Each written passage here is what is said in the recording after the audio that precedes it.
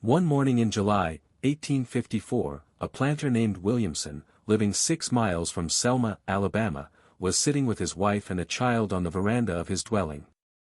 Immediately in front of the house was a lawn, perhaps 50 yards in extent between the house and public road, or, as it was called, the pike. Beyond this road lay a close-cropped pasture of some 10 acres, level and without a tree, rock, or any natural or artificial object on its surface. At the time there was not even a domestic animal in the field. In another field, beyond the pasture, a dozen slaves were at work under an overseer. Throwing away the stump of a cigar, the planter rose, saying, "I forgot to tell Andrew about those horses." Andrew was the overseer. Williamson strolled leisurely down the gravel walk, plucking a flower as he went, passed across the road and into the pasture, pausing a moment as he closed the gate leading into it, to greet a passing neighbor, Armour Wren, who lived on an adjoining plantation. Mr. Wren was in an open carriage with his son James, a lad of 13. When he had driven some 200 yards from the point of meeting, Mr. Wren said to his son, "I forgot to tell Mr. Williamson about those horses." Mr. Wren had sold to Mr. Williamson some horses, which were to have been sent for that day, but for some reason not now remembered it would be inconvenient to deliver them until the morrow. The coachman was directed to drive back, and as the vehicle turned Williamson was seen by all three, walking leisurely across the pasture. At that moment one of the coach horses stumbled and came near falling. It had no more than fairly recovered itself when James Wren cried, "Why, father, what has become of Mr. Williamson?" It is not the purpose of this narrative to answer that question. Mr. Wren's strange account of the matter, given under oath in the course of legal proceedings relating to the Williamson estate, here follows.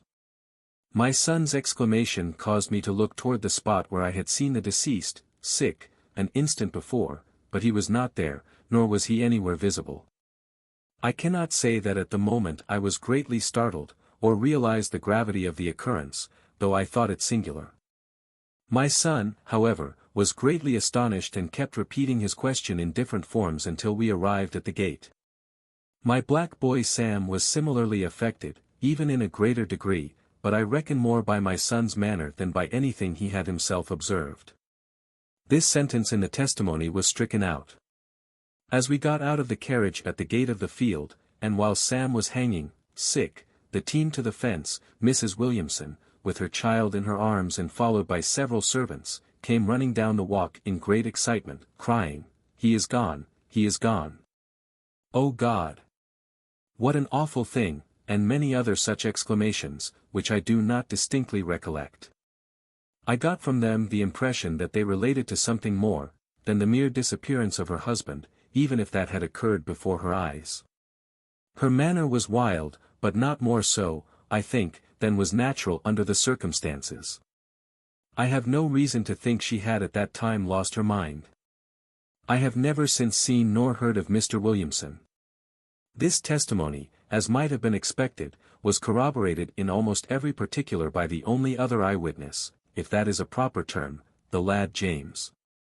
Mrs. Williamson had lost her reason and the servants were, of course, not competent to testify. The boy James Wren had declared at first that he saw the disappearance, but there is nothing of this in his testimony given in court. None of the field hands working in the field to which Williamson was going had seen him at all, and the most rigorous search of the entire plantation and adjoining country failed to supply a clue. The most monstrous and grotesque fictions, originating with the blacks, were current in that part of the state for many years, and probably are to this day, but what has been here related is all that is certainly known of the matter. The courts decided that Williamson was dead, and his estate was distributed according to law. James Burne Worson was a shoemaker who lived in Leamington, Warwickshire, England. He had a little shop in one of the byways leading off the road to Warwick. In his humble sphere he was esteemed an honest man, although like many of his class in English towns he was somewhat addicted to drink. When in liquor he would make foolish wagers. On one of these too frequent occasions he was boasting of his prowess as a pedestrian and athlete, and the outcome was a match against nature. For a stake of 1 sovereign, he undertook to run all the way to Coventry and back, a distance of something more than 40 miles. This was on the 3D day of September in 1873. He set out at once, the man with whom he had made the bet, whose name is not remembered, accompanied by Barham Wise, a linen draper, and Hamerson Burns, a photographer, I think, following in a light cart or wagon.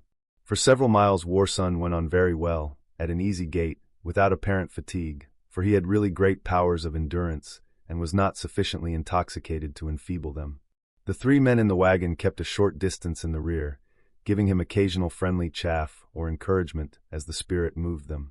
Suddenly, in the very middle of the roadway, not a dozen yards from them, and with their eyes full upon him, the man seemed to stumble, pitched headlong forward, uttered a terrible cry and vanished. He did not fall to the earth, he vanished before touching it. No trace of him was ever discovered. After remaining at and about the spot for some time, with aimless irresolution, the three men returned to Leamington, told their astonishing story, and were afterward taken into custody.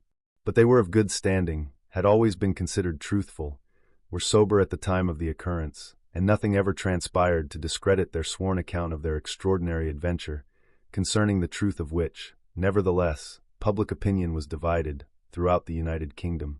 If they had something to conceal, their choice of means is certainly one of the most amazing ever made by sane human beings.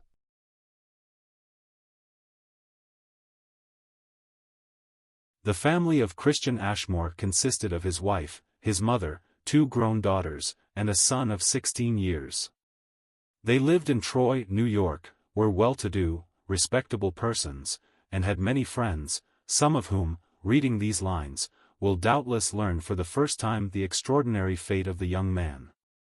From Troy the Ashmores moved in 1871 or 1872 to Richmond, Indiana, and a year or two later to the vicinity of Quincy, Illinois, where Mr. Ashmore bought a farm and lived on it. At some little distance from the farmhouse was a spring with a constant flow of clear, cold water, whence the family derived its supply for domestic use at all seasons. On the evening of the 9th of November in 1878, at about 9 o'clock, young Charles Ashmore left the family circle about the hearth, took a tin bucket and started toward the spring. As he did not return, the family became uneasy, and going to the door by which he had left the house, his father called without receiving an answer. He then lighted a lantern and with the eldest daughter, Martha, who insisted on accompanying him, went in search. A light snow had fallen, obliterating the path, but making the young man's trail conspicuous. Each footprint was plainly defined. After going a little more than halfway, perhaps 75 yards, the father, who was in advance, halted, and elevating his lantern stood peering intently into the darkness ahead. "What is the matter, father?" the girl asked. This was the matter: the trail of the young man had abruptly ended, and all beyond was smooth, unbroken snow. The last footprints were as conspicuous as any in the line, the very nail marks were distinctly visible. Mr. Ashmore looked upward, shading his eyes with his hat held between them and the lantern. The stars were shining, there was not a cloud in the sky. He was denied the explanation which had suggested itself, doubtful as it would have been, a new snowfall with a limit so plainly defined. Taking a wide circuit round the ultimate tracks, so as to leave them undisturbed for further examination, the man proceeded to the spring, the girl following, weak and terrified. Neither had spoken a word of what both had observed. The spring was covered with ice, hours old. Returning to the house they noted the appearance of the snow on both sides of the trail its entire length. No tracks led away from it. The morning light showed nothing more. Smooth, spotless, unbroken, the shallow snow lay everywhere. For days later the grief-stricken mother herself went to the spring for water. She came back and related that in passing the spot where the footprints had ended she had heard the voice of her son and had been eagerly calling to him, wandering about the place, as she had fancied the voice to be now in one direction, now in another, until she was exhausted with fatigue and emotion. Questioned as to what the voice had said, she was unable to tell, yet averred that the words were perfectly distinct. In a moment the entire family was at the place, but nothing was heard, and the voice was believed to be an hallucination caused by the mother's great anxiety and her disordered nerves. But for months afterward, at irregular intervals of a few days, the voice was heard by the several members of the family, and by others. All declared it unmistakably the voice of Charles Ashmore, all agreed that it seemed to come from a great distance, faintly, yet with entire distinctness of articulation, yet none could determine its direction, nor repeat its words. The intervals of silence grew longer and longer, the voice fainter and farther, and by midsummer it was heard no more. If anybody knows the fate of Charles Ashmore, it is probably his mother. She is dead.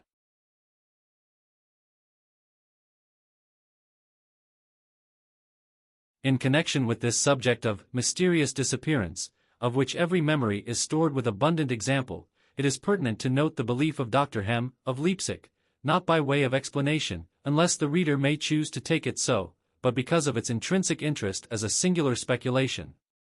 This distinguished scientist has expounded his views in a book entitled Verschwinden und Sein Theory, which has attracted some attention, particularly, says one writer, among the followers of Hegel and mathematicians who hold to the actual existence of a so-called non-Euclidean space, that is to say, of space which has more dimensions than length, breadth, and thickness, space in which it would be possible to tie a knot in an endless cord and to turn a rubber ball inside out without a solution of its continuity, or in other words, without breaking or cracking it.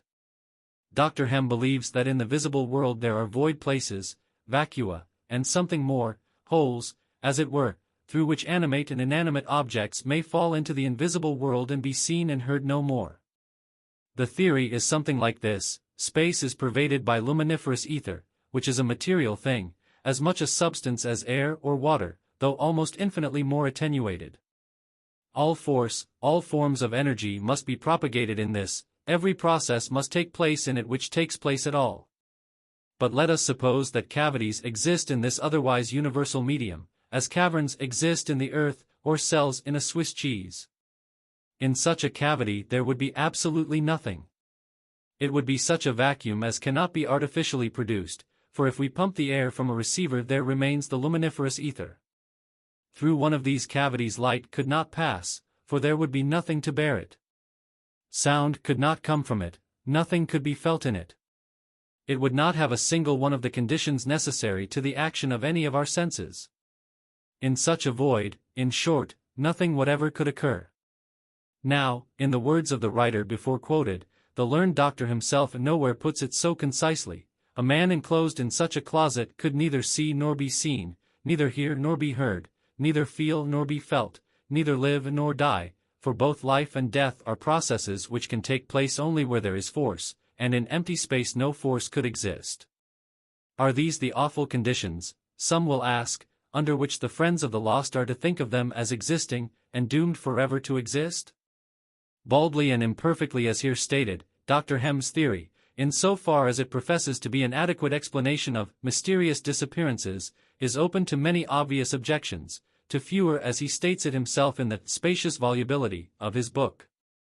But even as expounded by its author it does not explain, and in truth is incompatible with some incidents of the occurrences related in these memoranda, for example, the sound of Charles Ashmore's voice. It is not my duty to endue facts and theories with affinity.